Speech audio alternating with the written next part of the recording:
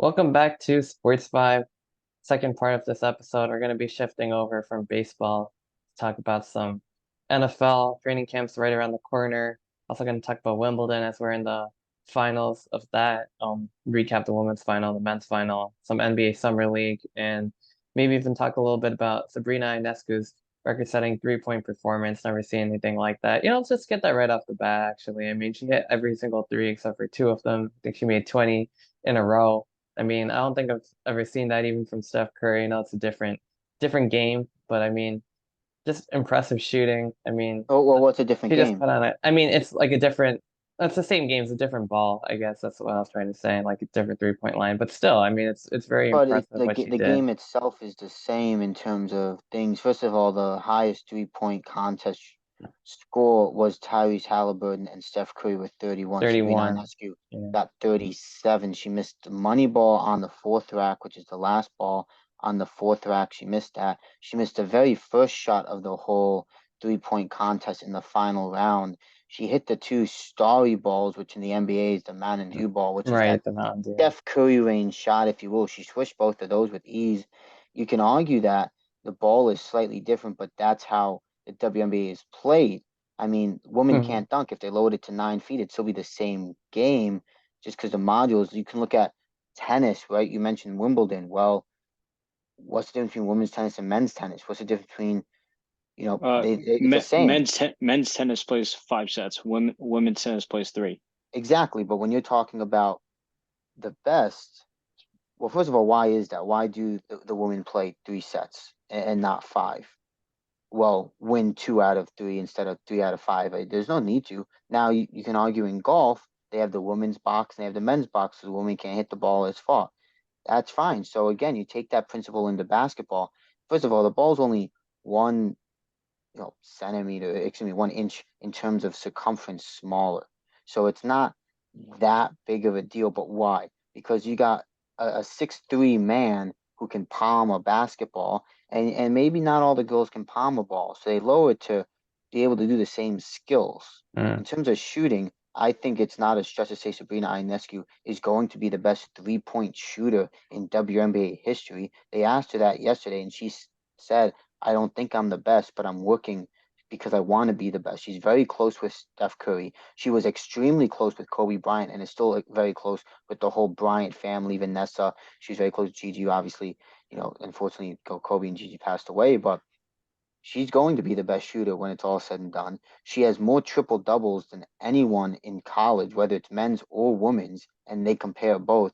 So, in terms of saying that the ball is smaller and the distance is a little shorter, doesn't change the fact that she didn't miss a shot because you know what? She could shoot from where the men shoot, and she would have done the same. And Steph Curry could have shot where she shot from with that ball, and he would have still probably not been as efficient as Sabrina Ionescu. And that's not a knock on Steph Curry. That's a fact that Sabrina Ionescu had the best performance. And what you want to compare it to the men's, she had 6 more points than any man has ever had. And look at all the men who have done a 3-point contest, whether it be Curry, Clay Thompson, Larry Bird, and you can go on and on and Yeah, on. The but only difference I have, the let's only not thing forget, this is just a meaningless 3-point contest. is that the NBA a meaningless 3-point contest? Yes, It all is. All-Star Well, events are meaningless. I completely agree with you. I do personally would have liked to see it prime time on ESPN instead of 3 o'clock in the afternoon, only because I think women's sports should be pushed more. I think that there's some tremendous talent in the WNBA. I think it's the best era of the WNBA. Stu Bird just retired, but there are some really good girls playing in the league right now.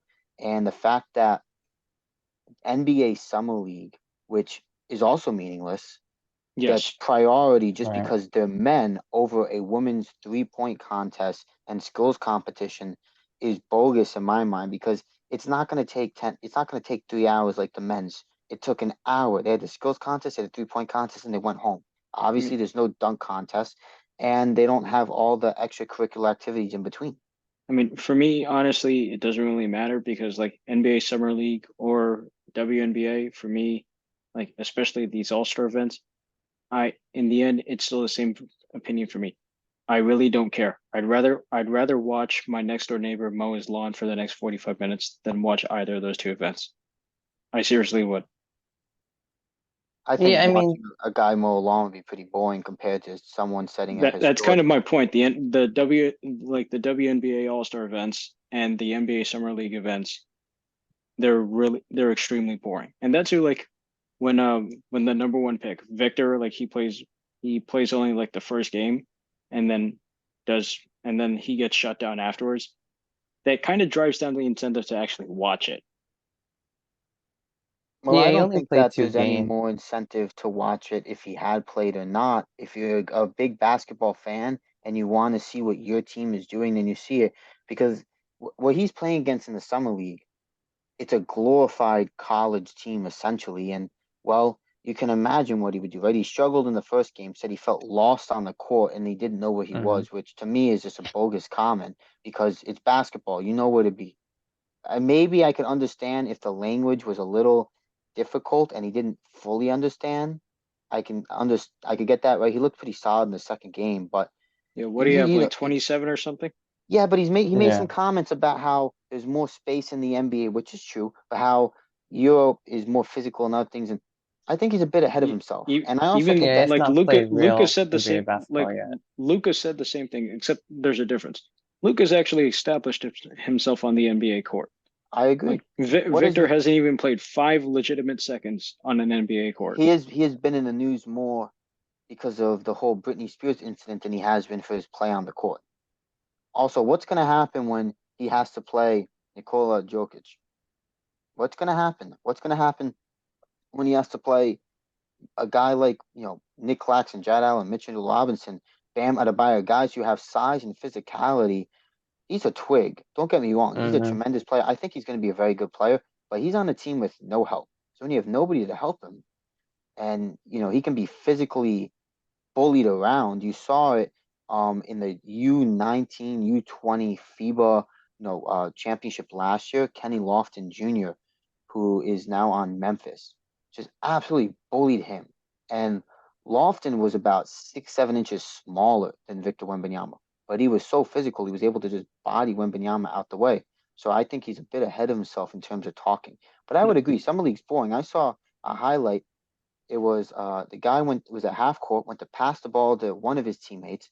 A second teammate stole the ball, ran Oh yeah, I backcourt and saw this. dunked it. Yeah. How do you not know who's on your team, where they're So passing the That ball? bizarre. that's a Shaq and a fool moment right there. It is a Shaq in the full moment, and so that is a bit bogus. But in terms of, I think the dunk contest and the 3-point contest in the NBA had a bit more glamour 10 years ago, right? Nobody does the dunk contest anymore.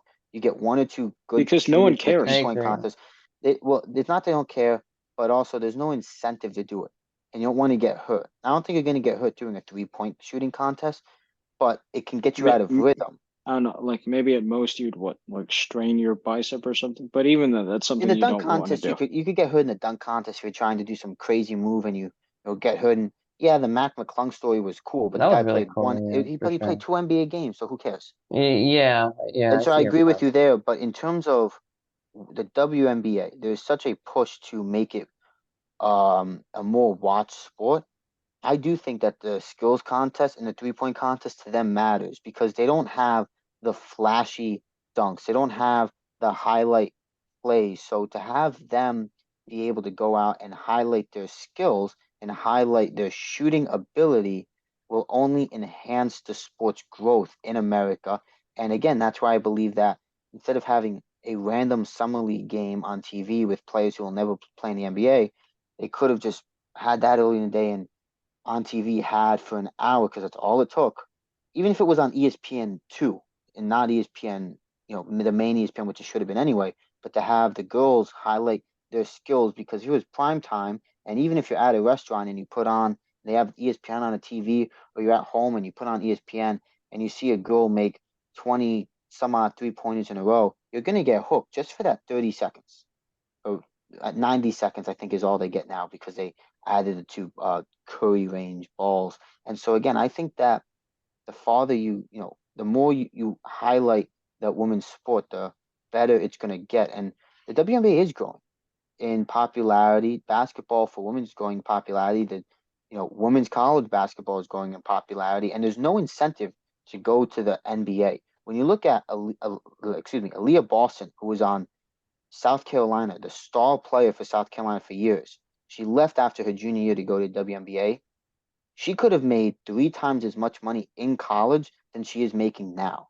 However, she wanted to go to WNBA and take less money so that they could have a superstar in the WNBA to increase profits, to increase TV ratings, and increase ticket sales and revenue on merchandise because she wants to promote the WNBA.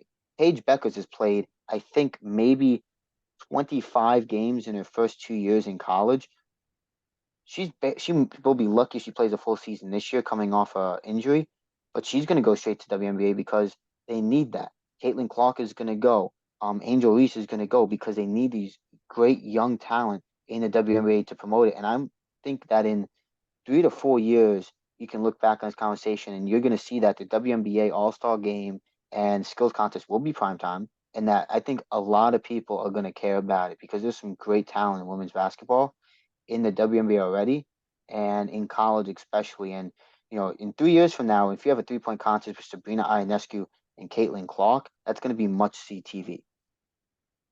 Yeah, no, I agree with pretty much all of what you said. It was in the afternoon, so I mean, I kind of wish it was in prime time. I mean, I would have loved to see Sabrina's performance live. I mean, I got to see it later on that night, but I mean, yeah, to the me, game's gonna grow for sure.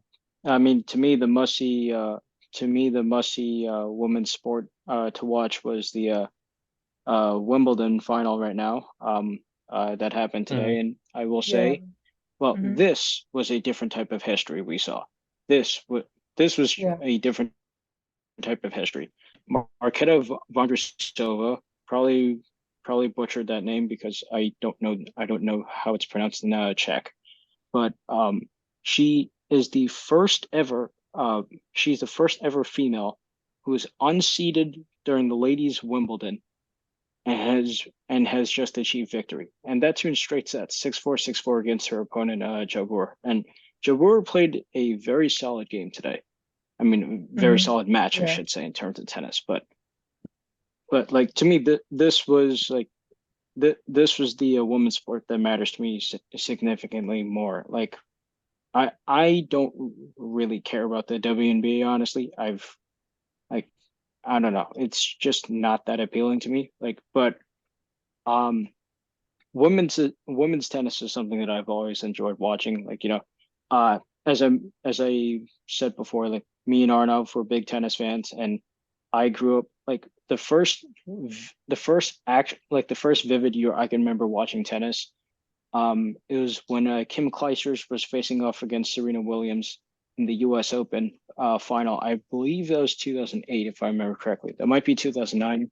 Not too sure right now. Maybe someone can fact check me. But I remember growing up and watching that. Then Sharapova, and of course, Naomi Osaka. I hope she comes back. And then Ash Barty. I mean, I hope she plans on retiring soon enough. But at least now, right now within the tennis atmosphere, we have a bunch of young talent that's going to carry through and make tennis watchable for years to come. And speaking of young tennis talent, tomorrow we got the men's final, Alcaraz versus the old dog and Djokovic. Now, I love Alcaraz a lot, but you don't Djokovic is stand a more chance. experienced. You do not stand a chance against Djokovic. Maybe I mean, it's not that you don't stand a chance. It's going to be an interest. It might be a decent match, but at the end, I mean, I don't think anybody not named Novak Djokovic will win. no So, one is trumping Novak. Like, Novak is now the first tennis player to hit 35 Grand Slam finals. That's just insane. Well, there's one thing that, I think stands out in terms of Novak Djokovic in this finals, and that is, where is the game? It's in Wimbledon. For those of you who don't know tennis, the classiest of the tennis events. absolutely, The classiest. the classiest it comes. But for those of you and it's gorgeous, the stadium and whole setup they have, it's absolutely stunning and beautiful. But for those of you who don't know, tennis can be played on different surfaces. The French Open is clay. The U.S. Open is that composite, if It's you will. it's hardcore. Same with Australia. And Wimbledon is grass, and there is no tennis player better than Novak on No, grass, and he has that advantage. He is so comfortable on the grass that even if he makes a mistake, it's just too much to overcome. Yeah. And he will easily win, in my opinion. And I said it multiple times this week talking to Arnav that I have him winning pretty respectfully, and I do think he wins a pretty respectful game. Maybe not in clean sets, maybe not 3-0, but No, maybe definitely. 3-1. Alcaraz will not go down that quietly. I think it'll be in 4 sets. I'm gonna make I a agree. bold prediction. 3-1. I'm gonna make a bold prediction and say Alcaraz takes the first set, and then Djokovic sweeps the next 3. Yeah, and that's something that Djokovic's been known to do. Sometimes against tougher opponents, he'll lose the first set, and he's able to kind of figure out what the opponent does well and No, doesn't, and adapts to sometimes his mistakes. So Djokovic could sometimes I feel like definitely do Novak something does that like on that purpose. Yeah, like on sometimes I feel like purpose. Novak does that on purpose.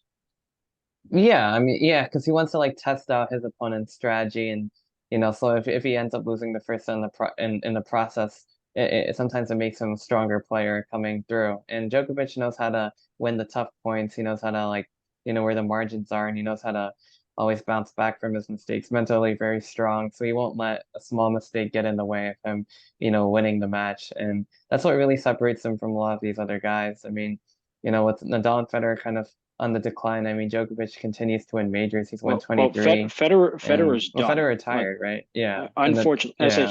as a huge Federer fan, I was just begging for him to just win one more Grand Slam, just one more. And 2019 was his absolute best shot, ironically in Wimbledon, and double ironically against Djokovic. Hmm. Man, I remember watching that last set. That last set was so damn awesome. And then unfortunately, it just had to end that way. Like that had to be one of the greatest matches I've ever seen in my life. And that was like a 5-6 hour yeah, match, I if I'm mean not mistaken. the last set, the Djokovic won it 13 games. Like that Wow. was absolutely insane. Like I wanted Federer to win that so badly, but unfortunately, it did not happen. It because he was holding his ground so well, and it just wouldn't go. And that's just a killer. That was probably Roger's best chance to win one last Grand Slam, and unfortunately the injuries took him out, and Nadal has now surpassed him. And I like Nadal, but between the 3 guys, I think Nadal has the least likely case at the GOAT men's tennis player argument.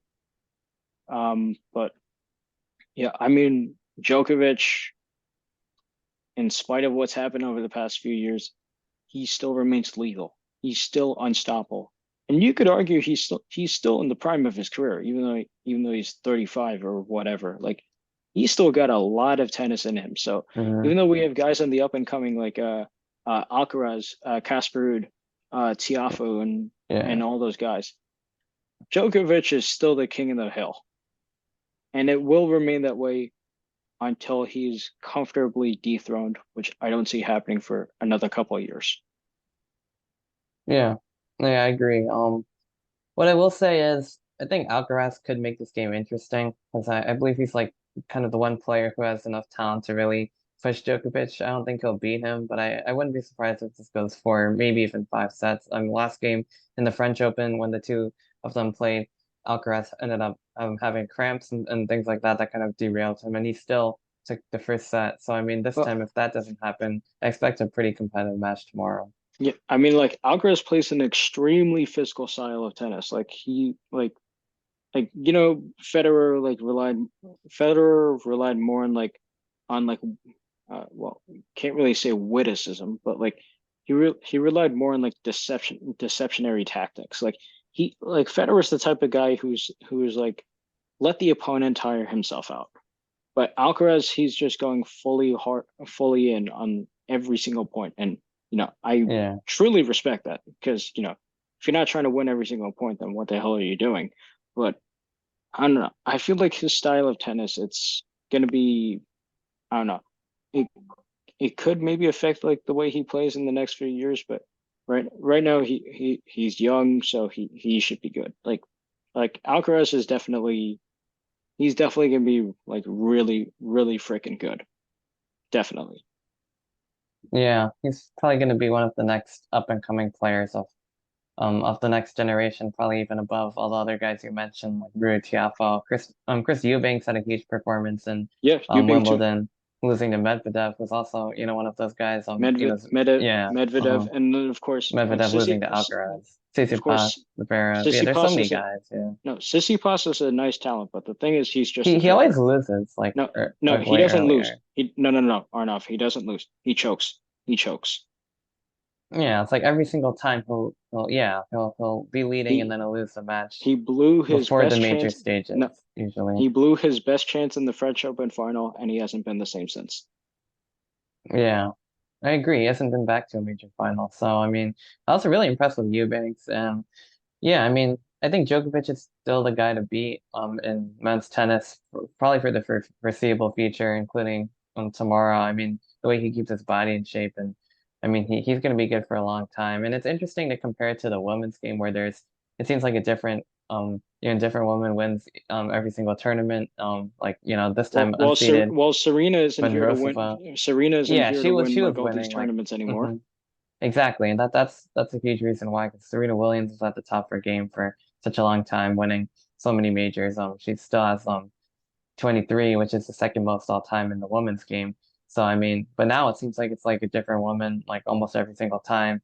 And that's very different from, the men's game. Obviously, I think Ons Jabeur is also a very talented player, just didn't really work out. It seems like she's on the wrong side of the final. She lost three finals now, but I was expecting her to be able to be an unseeded player, but I mean, Vondrousova was just, I guess, better in that match, and she, made the hard points, and I mean, that's kind of how the women's game goes sometimes. So I mean, until like someone like takes the throne and continues to, dominate and win multiple majors, I mean, I expect it to kind of be Yeah, the same way yeah. I mean, for a while. you mentioned it, and like an example I brought up before, like Maria Sharapova, excellent tennis player, but she didn't have like a dominating grasp over women's tennis like Serena did.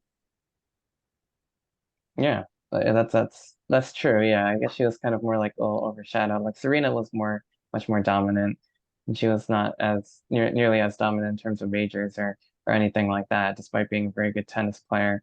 But yeah, I mean, so men's final tomorrow for Wimbledon. The U.S. Open is going to be coming up later on in the summer in New York, so that'll be very exciting to watch as well. Djokovic, if he wins Wimbledon, is probably going to go. He's going to try to go for the calendar slam, which I think is certainly achievable. Very possible. Yeah. Very possible. First U.S. Open in a few years, I believe, for him because he couldn't come due to the coronavirus restrictions because he didn't take the vaccine. But I mean, seeing him, seeing the rest of the field, seeing the women's tournament, that's going to be very exciting.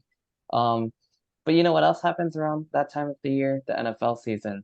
Preseason will be going on strong, and towards the end of the U.S. Open, football season will officially be back both in college and the NFL. But speaking of football and the NFL, there's some big news, especially if you're a New York football fan, whether it's the Well, Jets or New the Jersey, Giants. New Jersey. It's not New York. They Yeah, both play in East technically. Rutherford. That's fair.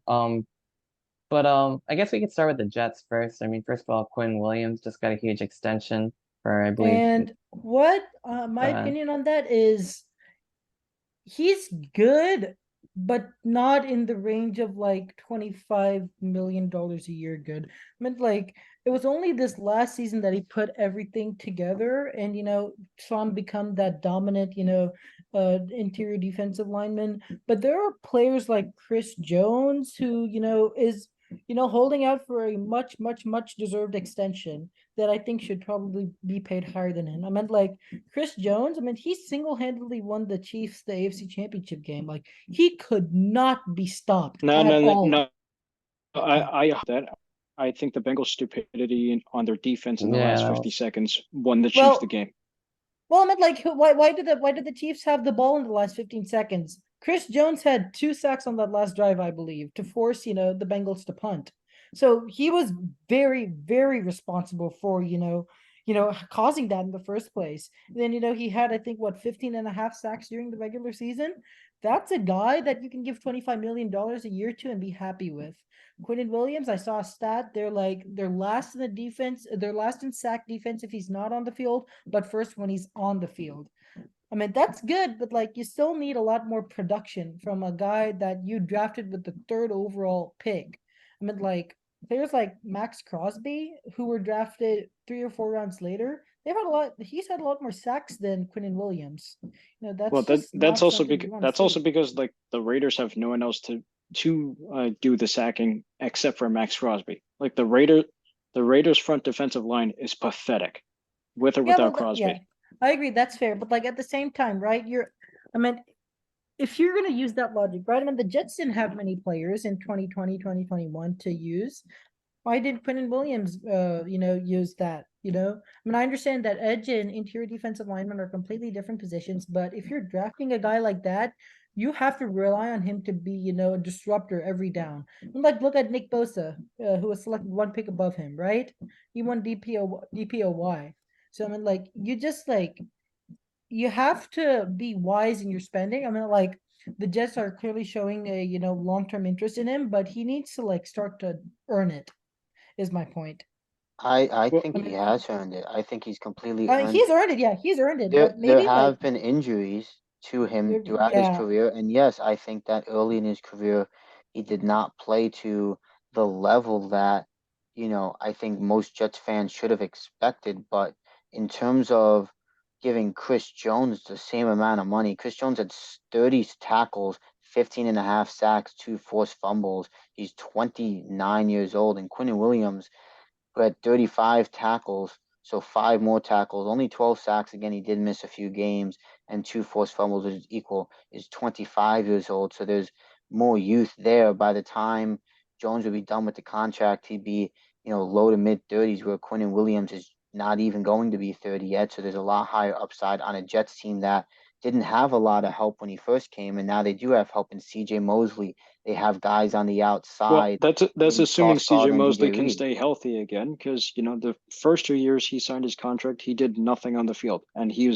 stayed off of it the entire time Exactly, due but to when he is injuries. healthy, Yeah, but the defense is dominant and he runs that That's the defense. And they problem also with have Mosley though. they also If have Avery Williams, Quinnen's older, but excuse me, Quincy. Quincy Williams. Yeah.